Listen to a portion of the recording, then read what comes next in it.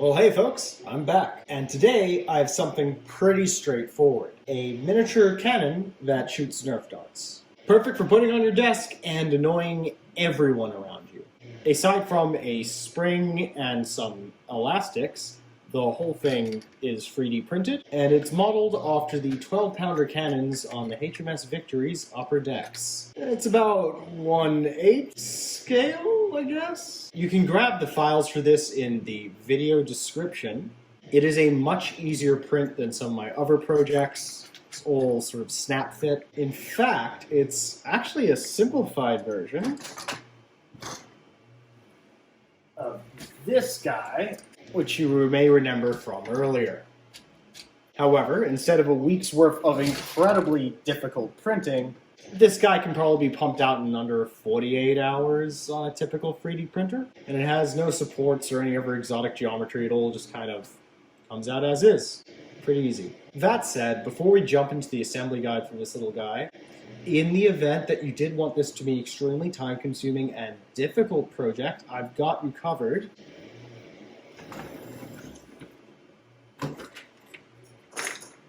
Here's the cannon on masochism mode. The barrel is printed with iron fill PLA, and it has been sanded and polished to kind of give this hammered, sort of stressed look, while the carriage has then been done with two separate kinds of wood fill PLA and then sanded and stained to give it this look. Maybe one day I'll do a how-to video in case, you want to hate yourself as well, but for the most part it was just sanding and tears. Okay, enough of all that, let's assemble one of these bad boys. So this is everything you need to assemble this cannon. All these parts are 3D printed. You will need some tools and a teensy bit of hardware. So, always good to have some snippers on hand. There is no supports anywhere here. You may need some brims though, you never know when something might need to be trimmed to fit. Some super glue, we'll be using very little of it. Some filament, because we're going to need a few filament pins, and I guess we need that to cut it. Some elastic bands, as always, number 32, standard stationery store rubber bands, and a small spring. This one measures a little over 1 centimeter in length. Just about any spring will do that will fit in there, and we'll get to that in a sec. First thing to assemble, let's do the barrel first. It's pretty much all screw together. So, for example, this muzzle cap, that goes on top there.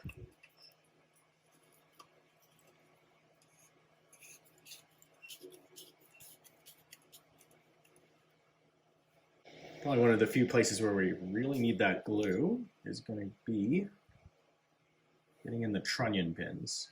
So, put a little dab here, and a little dab here.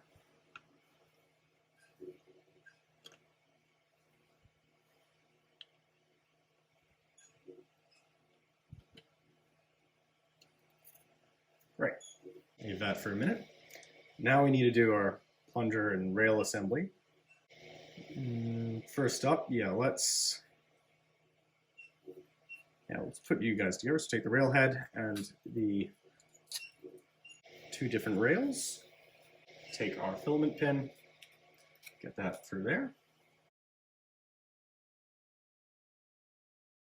So you will probably need a brim for this part, depending on how good your bed adhesion is, and that means you may have to do a little bit of trimming, which I've already done for those threads. Although, for the couple I've assembled so far, once you start threading it, they'll tend to tear their own path, and you'll be just as good. Then, take our sort of barrel plug. The walls on this are very thin, so be delicate with it. But, there we go. Let's put this on. So this is the plunger slash rod, or whatever you want to call it.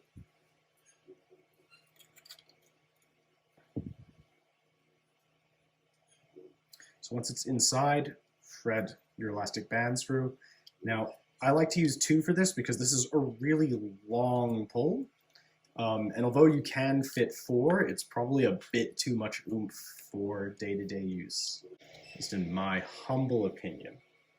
All right, and then that whole assembly is going to go in there. Now you can see there's these kind of pre-cut rails in there. And they actually fit some threads in there. So you want to insert that until it's no longer visible. If it gets stuck in there, take a pair of pliers. Usually you have enough space to kind of grab around and yank it back out. Let's do the catch assembly. All right, so you want to make sure those edges are nice and trim so that at first will fit like so. Cool. All right, so we insert you like so. It only goes in one way. Make sure not to lose it down the hole. And then take our spring, our catch frame, our catch. Make sure you pay attention to which side there's a rounded side and a flat side. Make sure the rounded side is facing down the barrel because that will be letting the catch through. You depress it like so. Spring doesn't need to go for the hole, probably shouldn't. Probably should remove that hole, doesn't actually serve any purpose. Slot it in like so. Hold on to the button and great, you have a catch. We have our barrel cap. Remember to print this at 100% infill. The idea is this needs to be heavy enough because unfortunately this is not balanced correctly. So this needs to be much heavier. So make sure you've printed that part of a different setting. If this feels like it's catching too much, adjust how tight that is screwed on. That's that part done. Let's do the ramrod so we can finish with the glue for now. And that one is real simple. Take both ends, jab a bunch of glue down there.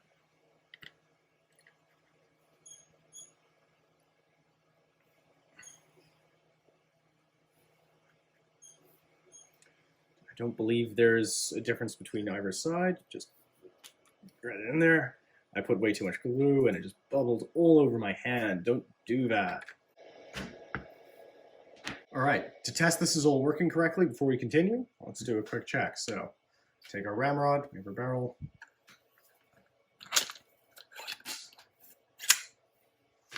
Grab a dart.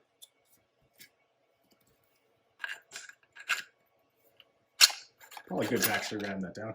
Should have waited for the glue to dry. Come on, come back out. There we go. And then we're good.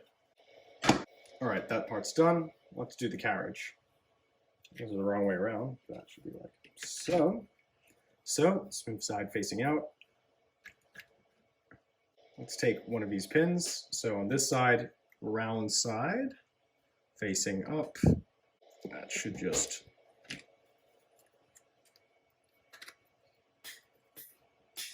go through.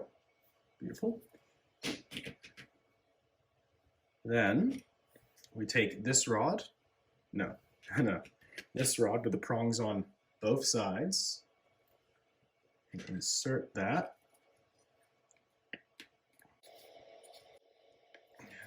It'll be a little tight. Before you put this in there, you're going to want to insert this wedge. That's your way of elevating the cannon.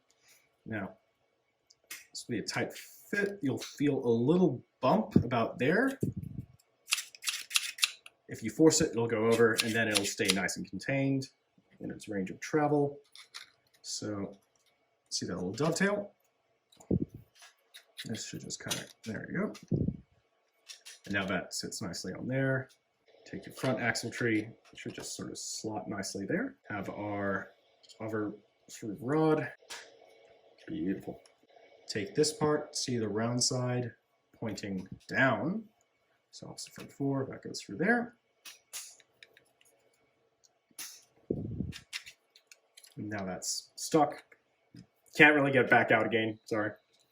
So make sure you're doing this in the right order. And then that should just slot nicely, like so. Nice. So, little metal bits should poke out nicely on either side.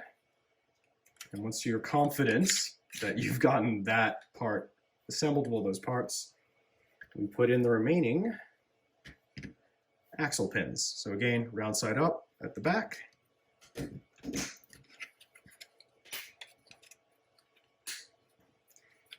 and round side down at the front.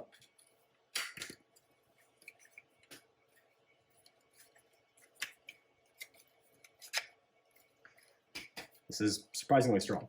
Okay, now the decorations and bits. So we'll do the wheels last. Let's do the cannon hitches. So these will hold these in place. So you'll see these little, you got two types of these ring pins. One's open, one's closed. You take the open one. Should have about 4 of those. You can see it just snaps over like that. Make sure it's facing the right way. So it's relatively hard to get out once you put it in, so great. Got our hitch retainer. We'll show you how that works later, but put it out, just insert that. Beaut. And do the same on the other side.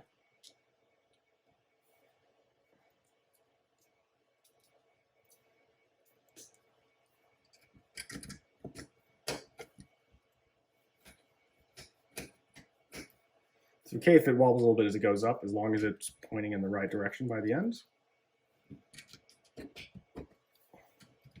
Okay, let's turn it back around. Yeah, let's do the ones at the back. So you have 3 of these closed rings at the back.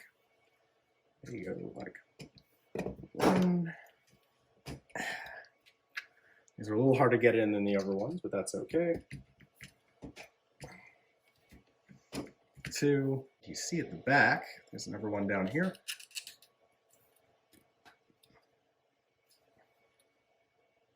Cool, let's do the sides. The sides have, again, that open pin with this large ring pit that goes in the front hole. Now you can actually get these back out again if you screw this up. You know, I'm gonna put the printed side down, it's prettier that way. Cool. Then one closed over here at the back. Great, that side's done. Let's do the other. So open again, the big ring at the front, and closed the rear side. I think one more ring, yes, and that goes right here at the front. That leaves the wheels. We'll have 2 smaller wheels. These go at the back. And you have these little pins, which just drop in like so. You can glue them in place if you want. I believe the idea is you can easily take them off if you want, but up to you. And so that leaves the bigger wheels to go up front. All right, now you should have left over just these 2 bits. You'll need your filament again for that. And let's bring back our pliers, because how this will work. We will now complete the build by throwing our cannon into the trunnions. Hopefully that glue is dried by now. Do this, so put the filament through one end like so. Push it through there.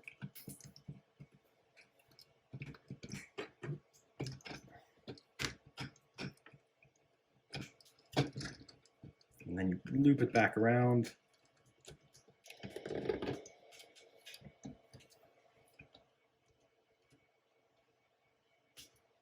Trim it.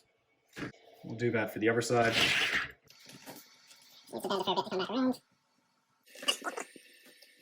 And you have your cannon. Give it one last crack.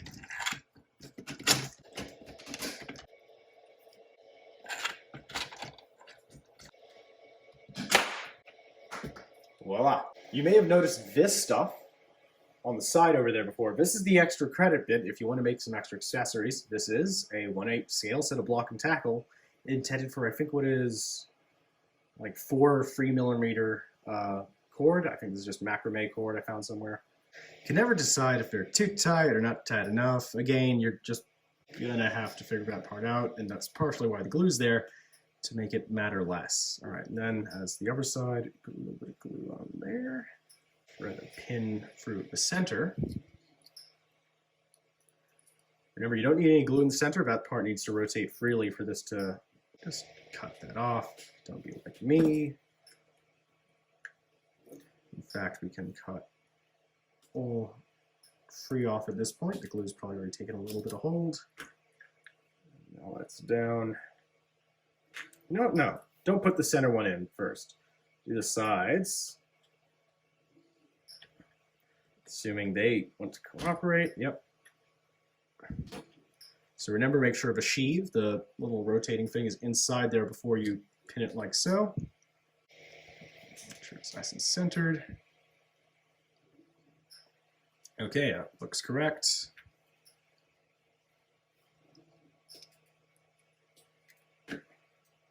Center one in.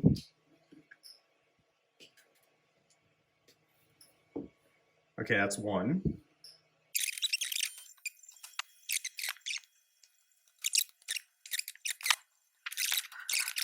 Cool, that's a pair of pulleys, blocks, tackles. I forget what it is. Block, pulley, tackle, whatever. Pull the ropey thing. So I'll show you how to tie these up correctly. Almost a meter of cord. Hooks facing out. So we snip that there. You pick one end is going to be the part you're pulling against. So for frayed ends, I'm just using tape. I think there are better methods than this. If you're using nylon or something like that, you can actually seal that with a lighter. That's always handy and fun to use fire when you don't need to. For this becket on that side, make a halyard knot, which I believe is, take this, loop that around once. Sorry, loop that around once, and then twice. Yeah, and then back over and through both. It's okay to have some extra cord here, but I'll try and keep it light, but we're just pulling it tight. I don't know if I did a correct halyard knot there. Halyard hitch knot? I don't know these things. Okay, good enough. Take the loose end, thread that through here, but it should get through. Yeah. And the same through here. We go through the top. Great. Finally, we'll do, I think this is a stevedore's knot. Prevent this from pulling back through. I forgot my knots. Yeah, I think it's that. You make a pretzel, and it comes undone. Stevedore knot, stevedore knot. You know what? I don't think that's a stevedore's knot, but as long as it's nice and tight and it forms a little bulge, and that way you don't lose it back the other way. Like, I haven't made anything for you to attach this to, but if you want to have your little gun position, you pull like so. Is your crane. But yeah, that is the model as it exists.